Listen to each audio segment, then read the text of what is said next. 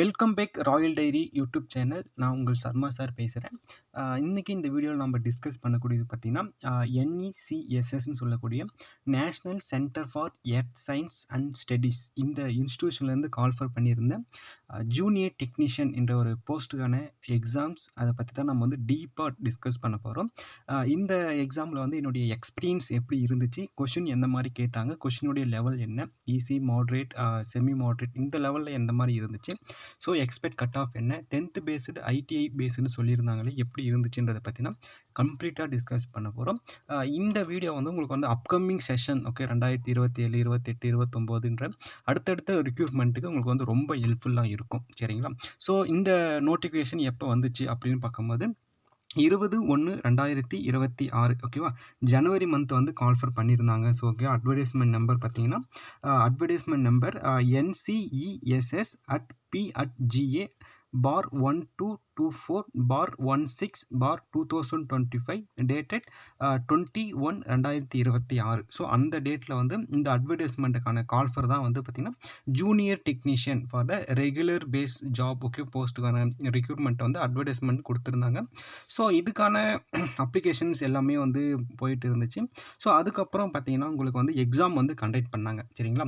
So exam conduct பண்ணும்போது என்ன சொல்லியிருந்தாங்கன்னு பார்த்தீங்கன்னா இதுக்கான இமெயிலில் வந்து இன்டிமேஷன் கொடுத்துருந்தாங்க. சரிங்களா? ஸோ அதாவது நீங்கள் வந்து அப்ளை பண்ணுவீங்க, நீங்கள் ஷார்ட் லிஸ்ட் ஆன கேண்டிடேட்டை மட்டும் அவங்க வந்து ரிட்டன் எக்ஸாம் கூட்டிருந்தாங்க. அதாவது எப்படின்னா, நீங்கள் ஐடிஐயும் படிச்சிருக்கலாம், அப்படி இல்லைனா 10th படிச்சிருக்கலாம். ஸோ 2 ஸ்டாண்டர்ட்லேயும் நீங்கள் படிச்சிருக்கலாம், ஏதோ ஒரு ஸ்டாண்டர்டில் படிச்சிருப்பீங்க.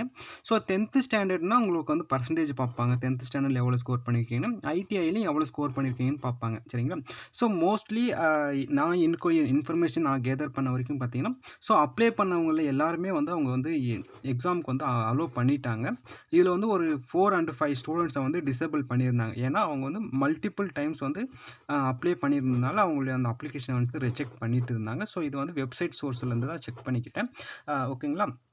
ஸோ ஓகே, இதெல்லாம் ஓகே. ஸோ எக்ஸாம் வந்து எப்படி இருந்துச்சு அப்படின்னு பார்க்கறதுக்கு முன்னாடி எனக்கான இன்டிமேஷன் எப்படி வந்துச்சுன்றதை வந்து நான் ப்ரீவியஸ் வீடியோவில் வந்து நான் அனௌன்ஸ் பண்ணியிருப்பேன். இருந்தாலும் ஒன்ஸ் அகைன் இந்த வீடியோவில் உங்களுக்கு கூட நான் வந்து டிஸ்கஸ் பண்ணிக்கிறேன். ஸோ எனக்கு வந்து இமெயில் இன்டிமேஷன் எப்போ வந்துச்சு அப்படின்னு பார்க்கும்போது 11th March, okay, 11th March 2026 Wednesday அப்போ வந்து எனக்கு இமெயில் வந்துடுச்சு. சரிங்களா? இமெயில் வந்து ஈவினிங்காக எனக்கு வந்துச்சு. ஆனால் அதுக்கு முன்னாடி வெப்சைட்டில் வந்து பார்த்திங்கன்னா உங்களுக்கு வந்து 6/3/2026 போய் வந்து செலெக்ஷன் லிஸ்ட்டோடைய கேண்டிடேட்டோடைய இன்ஃபர்மேஷன்ஸ் எல்லாமே வந்து வெப்சைட்டில் அப்லோட் பண்ணிட்டாங்க. சரிங்களா? ஸோ ஓகே, அது வந்து ப்ராப்ளம் கிடையாது. இப்போ வந்து எனக்கு இமெயில் வந்துச்சுன்னு சொன்னேன் இல்லையா? ஸோ நீங்கள் ப்ரீவியஸ் வீடியோ பார்த்துனா செக் பண்ணியிருக்கலாம்.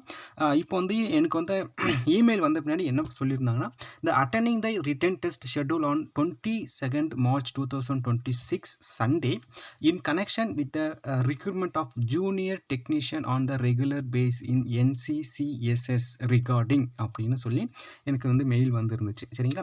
ஸோ அட்வர்டைஸ்மெண்ட் நம்பரை வந்து மென்ஷன் பண்ணியிருந்தாங்க. So with reference of the your application for the post of junior technician, post code 01 and 02 is applicable in NCESS. Yes, hereby inform that you are the required to appear for the written test on 22th March 2026 Sunday at 10 a.m. at the Government Model Higher Secondary School for Girls, bottom, Thiruvananthapuram, Kerala அப்படின்னு எனக்கு வந்து email வந்துருந்துச்சு. ஓகேங்களா? இதில் பார்த்தீங்கன்னா உங்களுக்கு வந்து reporting time வந்து 9 AM வந்து கொடுத்துருந்தாங்க. டியூரேஷனை பொறுத்த வரைக்கும் 10 AM-லேருந்து 12 PM வரைக்குமே எக்ஸாமுக்கு வந்து கண்டக்ட் பண்ணக்கூடியதை அவங்க சொல்லிட்டாங்க. இதில் வந்து அடுத்து வந்து சிலபஸ் ஆஃப் த டெஸ்ட் வந்து எனக்கு என்ன மென்ஷன் பண்ணியிருக்காங்கன்னு பாருங்கள். The test will be questions of the ITI or matriculations or equivalent level of basic of the measurement, electricity, electronics, motors, modern physics and chemistry. ஓகேங்களா? இதுதான் வந்து கொடுத்துருக்குறாங்க. It questions also have the questions on the reasoning, general awareness and arithmetic ability. So இவ்வளோ தான் question கொடுத்துருந்தாங்க. இதான் test for the syllabus அப்படின்னு அவங்க சொல்லிட்டாங்க. So conduct of the examinations also அவங்க வந்து சொல்லிட்டாங்க. Government model higher secondary school, girls Pattom, Thiruvananthapuram, Keralam வந்து சொல்லிட்டாங்க. ஸோ 22 மார்ச் 2020 சண்டே வந்து எக்ஸாம் நடக்கக்கூடியதுன்னு சொல்லிட்டாங்க. ஸோ எக்ஸாமுக்கு வந்து உங்களுக்கான இமெயிலில் வந்து அந்த இன்டிமேஷனையும் plus valid ID proof any like the Aadhaar, voter, passport அந்த மாதிரி ஏதாவது ஒன்று நீங்கள் வந்து நோட் பண்ணிக்கலாம். ஸோ அடுத்து வந்து அடிஷ்னலாக என்ன சொல்லியிருந்தாங்கன்னு பார்க்கும்போது candidate are request to note the hall ticket number from the list screened in the candidate published in NCS website as the seating arrangement will based on this numbers. ஓகேங்களா. So இந்தபடி அவங்க கொடுத்துட்டாங்க. நான் வந்து அந்த ஸ்க்ரீனிங் கேண்டிடேட்ன்றதை வந்து தனியாக ஒரு வீடியோ வந்து உங்களுக்கு வந்து அப்லோட் பண்ணிட்டேன். ஸோ ஒன்றும் பிரச்சனை கிடையாது. ஓகேங்களா. ஸோ இது வரைக்கும் எக்ஸாமுக்கு வந்து பிஃபோர் நான் வந்து உங்களுக்கான இன்ஃபர்மேஷனை சொல்லிட்டேன். ஸோ எக்ஸாம் அப்போ என்ன நடந்துச்சு அப்படின்றத வந்து நான் எக்ஸாம் விலாக் அப்படின்னு சொல்லி நான் ஒரு தனி வீடியோவே உங்களுக்கு வந்து அப்லோட் பண்ணிடுறேன். சரிங்களா. ஓகே. இது வரைக்கும் உங்களுக்கு வந்து ஒரு சின்ன பேசிக் ஐடியாலஜி உங்களுக்கு கிடச்சிருக்கும். என்ன மாதிரி கேட்பாங்க, என்ன பண்ணணும்னு சொல்லி. ஓகேங்களா. சிலபஸ் வந்து நல்லா நோட் பண்ணிக்கோங்க. சிலபஸை வந்து பொறுத்த வரைக்கும் இந்த ஜூனியர் டெக்னீஷியன் போஸ்ட்டுக்கான சிலபஸ் என்ன சொல்லியிருந்தாங்கன்னா 10th standard level of the ITI standard basic measurement, electricity, electronics, motors, modern physics, chemistry and also questions இந்த reasoning, general awareness, arithmetic ability. So இதுதான் இருந்துச்சு சிலபஸ். ஓகே. ஸோ எக்ஸாம் நான் எக்ஸாமுக்கு நான் apply ஆக போகிறேன். ஸோ எக்ஸாம் சென்டர் வந்து நான் வந்து லொக்கேஷனை வந்து ஒரு 1 ஹவருக்கு பிஃபோராகவே ரீச் பண்ணிட்டேன். ஸோ எல்லாமே வந்து ஒரு நோட்டீஸ் போர்டில் வந்து எல்லாமே அரேஞ்ச் பண்ணியிருந்தாங்க. So all ticket number, roll number, so எந்த பிளாக்ன்றது எல்லாமே அவங்க வந்து மென்ஷன் பண்ணிட்டாங்க. ஸோ எந்த ப்ராப்ளம் கிடையாது. ஸோ ஹெல்பிங்க்கு வந்து ஸ்டாஃப்ஸும் நிறைய பேர் இருந்தாங்க. சரிங்களா. ஸோ எங்கே போகணும், எப்படி அந்த டைரக்ஷன்ஸ் எல்லாமே கேட்கும் போது எல்லாருமே சொல்லிட்டு இருந்தாங்க. எந்த லெவலும் கிடையாது. ஸோ எல்லா கேண்டிடேட்டுக்கும் கம்யூனிகேஷனுக்கு எந்த வித ப்ராப்ளமும் அங்கே இல்லாமல் தான் இருந்துச்சு.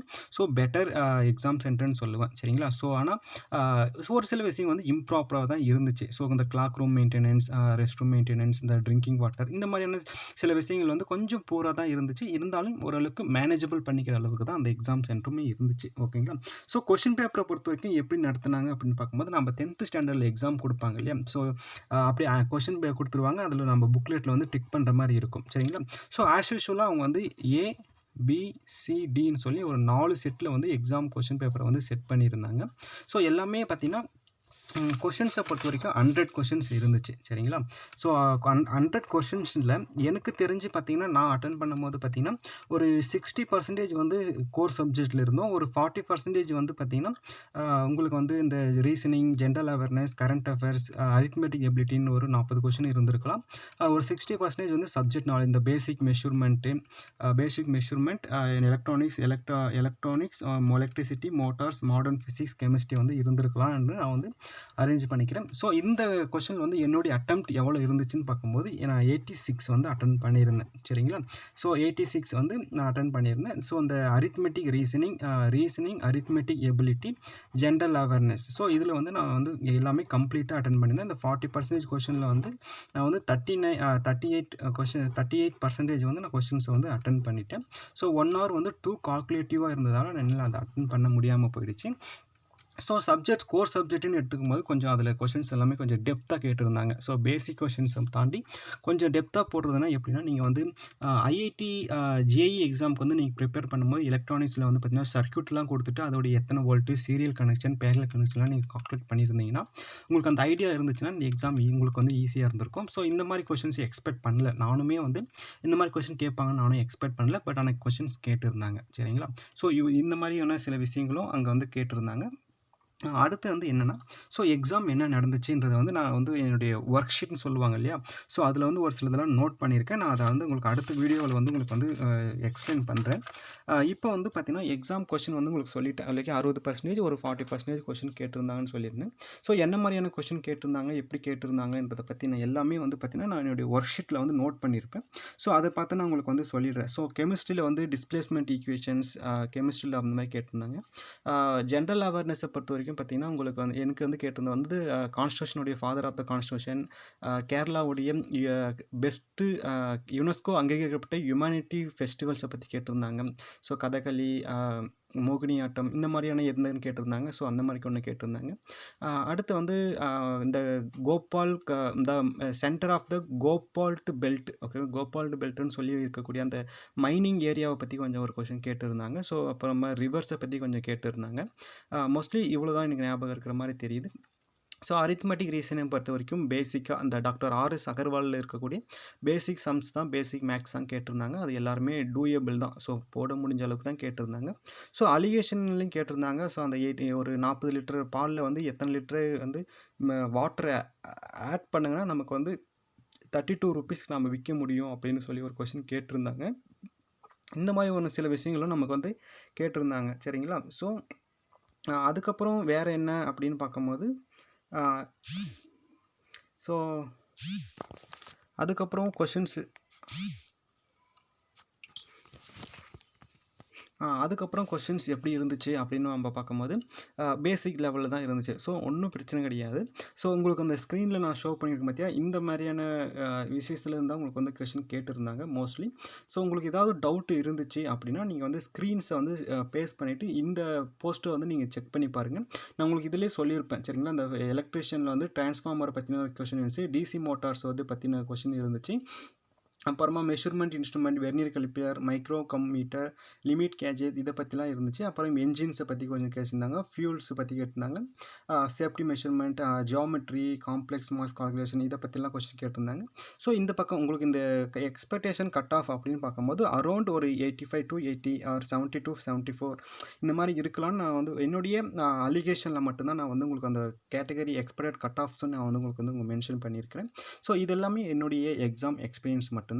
உங்களுக்கு ஏதாவது நீங்களும் இந்த எக்ஸாம் எழுதியிருந்தீங்கன்னா உங்களுடைய எக்ஸ்பீரியன்ஸை வந்து கமெண்ட் செக்ஷனில் சொல்லுங்கள். நம்ம வந்து ஃபர்தராக டிஸ்கஸ் பண்ணலாம். உங்களுக்கு ஏதாவது இன்னும் மோர் தென் டீட்டெயில்ஸ் ஏதாவது எக்ஸாம்ஸை பற்றி வேணும் அப்படின்னா நம்ம சேனலை ஃபாலோ பண்ணிக்கோங்க. நம்ம சேனல் பார்த்திங்கன்னா ஃபஸ்ட்டு ஃபோக்கஸ் பண்ணக்கூடியது பார்த்திங்கன்னா இஸ்ரோ எக்ஸாம்ஸை தான் ஃபோக்கஸ் பண்ணுறோம். ராயல் டைரி நீங்கள் நம்ம சேனலுக்கு வந்து புதியவராக இருந்தீங்கன்னா கூட நம்ம சேனலுடைய ரீசன்ஸ் வீடியோலாம் போய் செக் பண்ணி பாருங்கள். ஒரு 4-5 வீடியோ பார்த்துட்டு நம்மளுடைய ரவுண்டு ரியல் கண்டென்ட் இஸ்ரோ பற்றின உங்களுக்கு பிடிச்சிருந்தா மட்டும் சப்ஸ்கிரைப் பண்ணி சப்போர்ட் பண்ணுங்கள்.